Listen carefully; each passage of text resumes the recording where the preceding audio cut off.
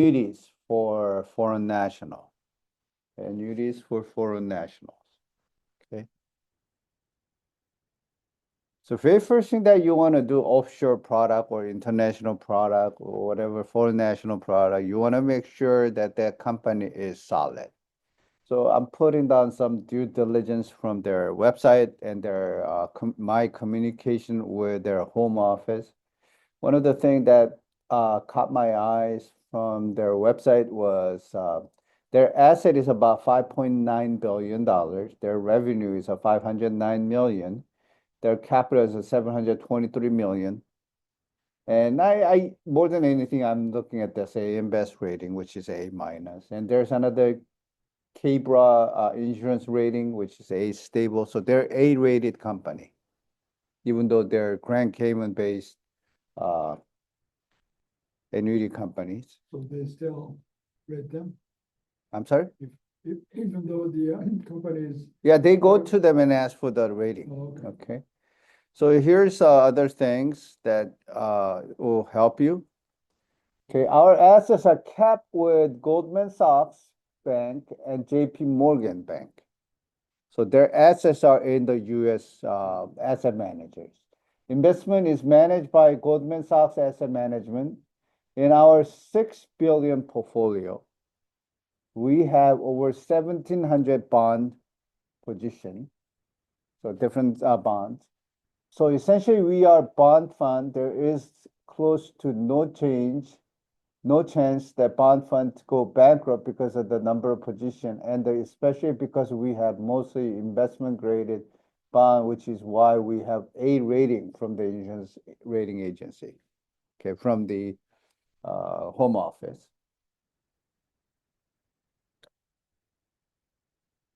Another thing they mentioned is apart from the offshore business, we also reinsure 14 different B plus and A minus rated insurance companies in the US sell our annuity. So we are looked at both by the US and Cayman regulators. I think that's why they're doing it with AM Best. And as a matter of fact, they purchase American insurance company too. Okay. One of these companies that we insure is a Pacific Guardian Life out of Hawaii. So they have a close relationship with the Pacific Guardian. And Pacific Guardian is owned by Meiji Yasuda, right? That's a big insurance company, Yeah, right? In Japan. We went through 6 months of due diligence and audited by Meiji Yasuda to make sure we are reliable and safe. So the big insurance company in Japan has done their due diligence. We have been working with them for more than over 3 years now, and they sell our annuities in the U.S. market. Oh, that's the, like, Yeah, Pacific Guardian, they're selling this.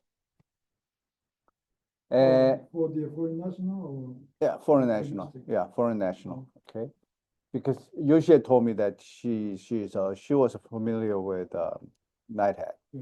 Okay, a Cayman Island licensed reinsurance company and insurance entity. Obviously, it's a Cayman-based, regulated by CIMA, and I looked up what CIMA stands for. It's a Cayman Islands Monetary Authority. So it is a tightly monitored organization, just like any other insurance company. So, and it's got A rating from AM Best, and their funds are being managed by Goldman Sachs and JP Morgan.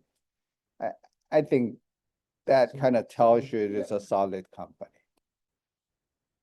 They've been doing since 2014, so it's not brand new company. It's been around more than 10 years. Okay.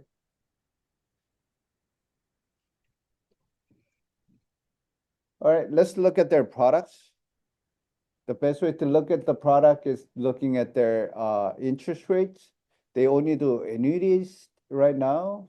They have a G3, G5, G7, and G10, which corresponds to MIGA 3, MIGA 5, MIGA 7, and MIGA 10 years. Their interest rate, the breakdown point is at 250,000. So if you're client is putting more, 250,000 or more, you get about 10 basis point higher, which is a 5%, 5.25%, 5.45%, 5.55%. I think that's a great numbers.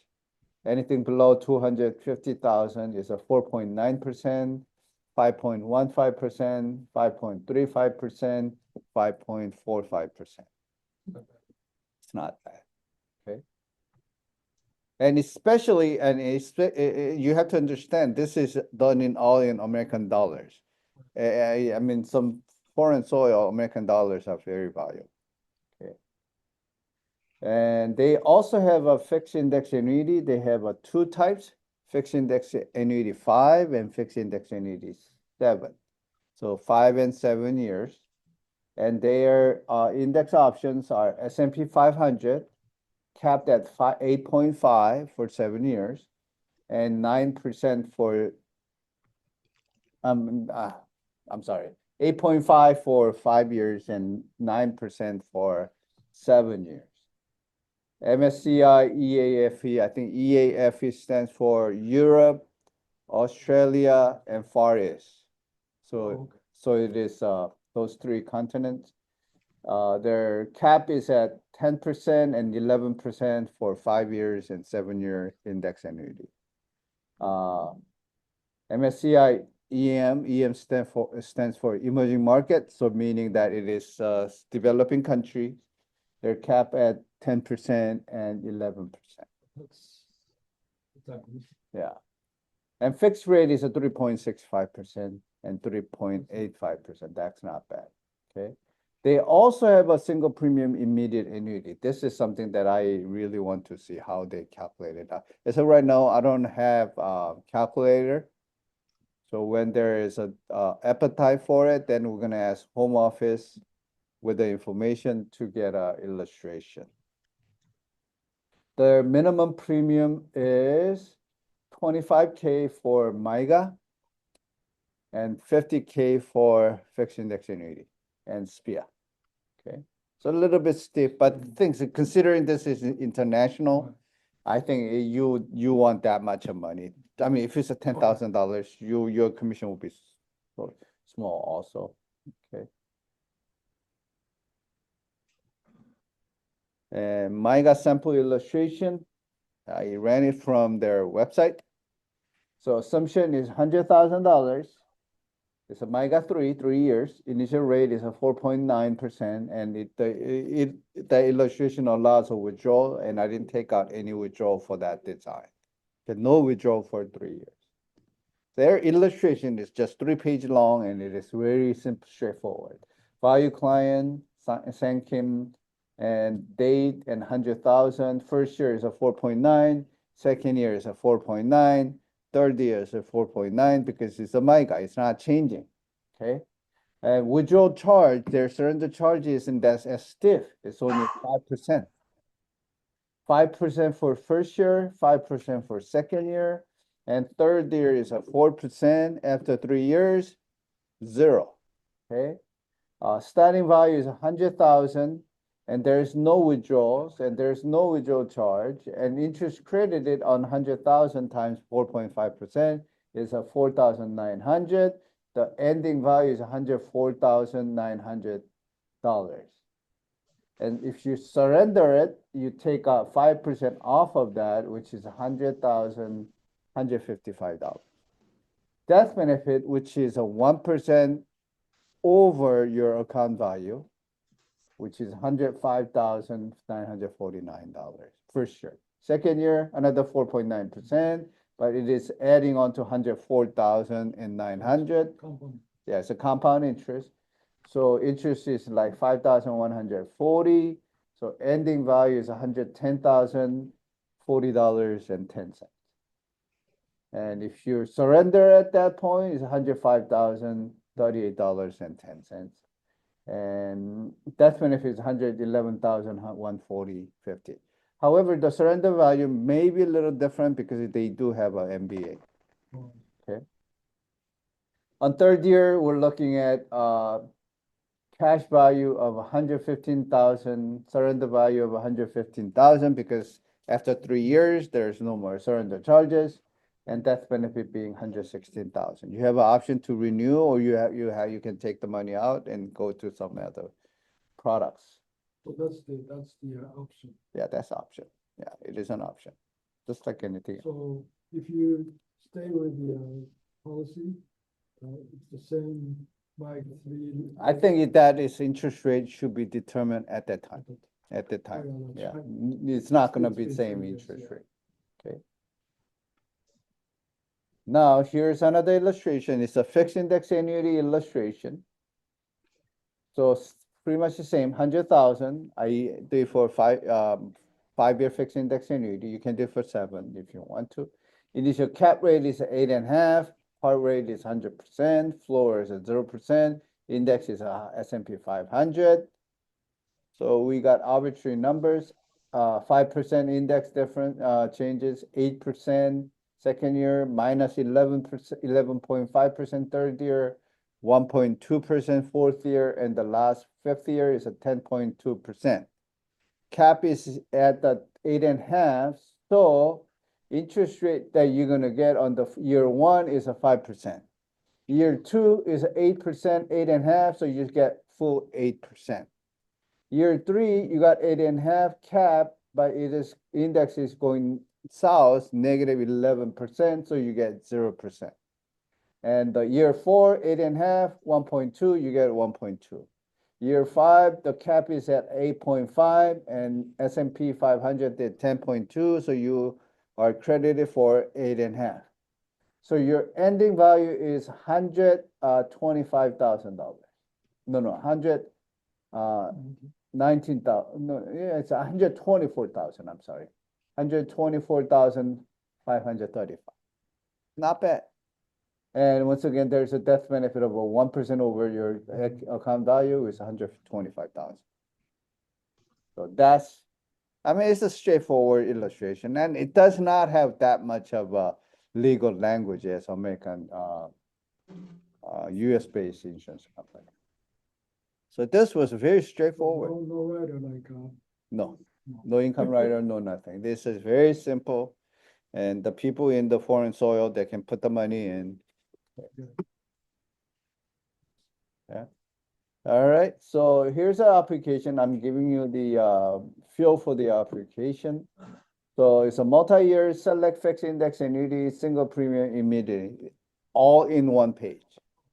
So if you're putting 50,000 in MIGA and 50,000 in fixed index annuity, you can do it with a one application. That makes perfect sense to me.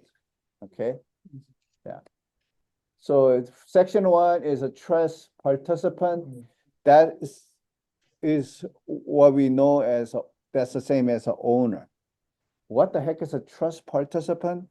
I think what happened is that this offshore product, especially with a life insurance product, because of the pandemic, there was a big issue. Nobody's flying, but they still need to make money. So what they done is that this is not the story that I heard from this company, but I heard it from Pan America, which they're doing tons of foreign national business. So what they done is that they create a trust domiciled in Grand Cayman. yeah, And the owners of the policy are now not the owner, but the owner is a trust. They're trust participant exercising all the rights of owner. So now the trust owns the policy and trust is domiciled in Grand Cayman. They don't have to go. oh, yeah. Yeah, they can stay at their home country and do this. And that's what's happening with Pan America also. Pan America, you don't need to come down here for life insurance. You can actually do it in your home country, do the medical exam in home country, submit the application in home country, and do everything there. That's because it is trust-owned policy, both life and annuity. So the information there is the same as before. I mean, you've seen this information before. And then next page is joint trust participant. So if you are owning this policy with your wife or husband, you can put their name and information there. So keep that in mind, trust participant is almost same as owner in our US soil policy. Annuitant is where the payment is based off of. So a lot of times owner is the annuitant most of the time, but it does not have to be. It could be owned by trust also. Your So- own trust. Yeah, your own trust. It could be individual participant trust or corporation. So corporate owned. I guess you can actually do the corporate owned, I guess no problem, right? But the thing is the annuitant has to be natural person. And I need that has to be foreign national. Yeah, he has to be foreign national. He cannot be a US citizen or US green card holder. Funding account, so you put on their banking information. And here's a wire instructions. So all the transaction over wire. So you submit the money through wire, and when you ask for the distribution, you get the money through wire. So when you change your bank, then you have to let them know because that's the banking information, they have it in records. So anytime you change, you let me know or let them know so that we can make a changes.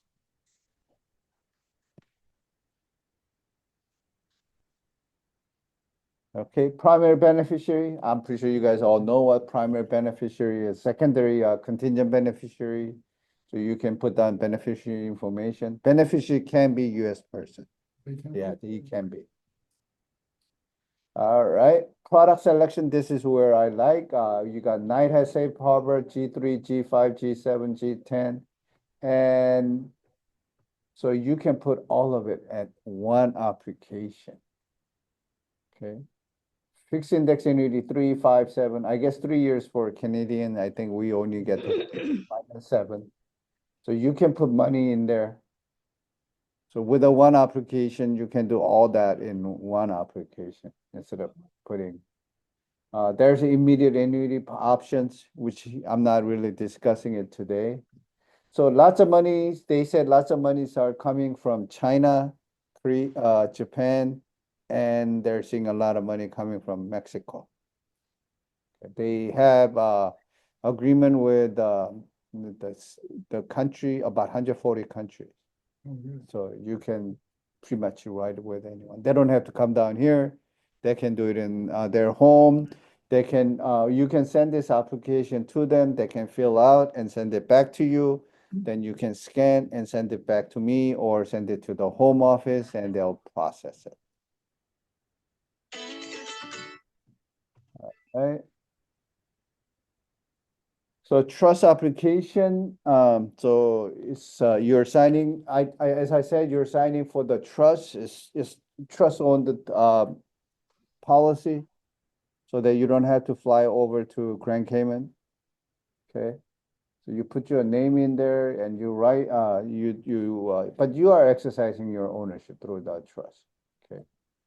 And here are the requirements. Application is needed, signed and dated, and copy of passport, or something that'll show who you are. What? Okay, because it's allowed for just foreign national. Yeah, it's for the foreign national. So if you have a passport, you can use passport. If you have a different form of ID, But driver's license. driver license, Yeah, whatnot, yeah, but yeah. you have to translate it. Mhm. But translation can be done by the financial advisor yourself. So I get. Yeah, you get to sign it off and saying that, hey, here's what it says. And they're taking that translation. No, notary, no. No, notary. Copy of passport signature by individual, have a clear photograph and its current documents. So no expired documents. And corporate trust, it's getting a little more lengthy. And so trust as a trust participant, so obviously it's not a person. Sometimes they ask for some bank statements also, but Oh, yeah, the yeah, trust? and for Oh, the applicant. corporation. Yeah, it's also true with the annuitant also. But I mean, if needed, as I said, you need to translate that, and they do a lot honors the financial advisor's translation. So it's a very simple process. I think turnaround times are really quick. Yeah. All right, so we want to see, we want to have some foreign money too. So they don't do any suitability or nothing. That's